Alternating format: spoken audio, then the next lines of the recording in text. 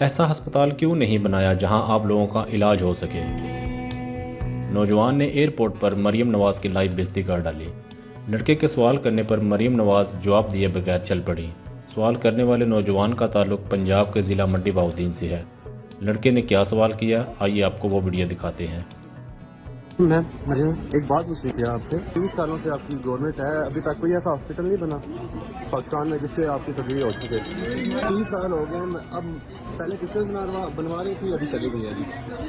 یہ ویڈیو ہے قطر ایئرپورٹ کی، جہاں پر نوجوان نے براہ راست مریم نواز سے سوال کیا کہ 30 سالوں سے آپ کی حکومت ہے، ابھی تک ایسا ہسپتال نہیں بنا پاکستان میں جہاں آپ لوگوں کی سرجری نہ ہو سکے۔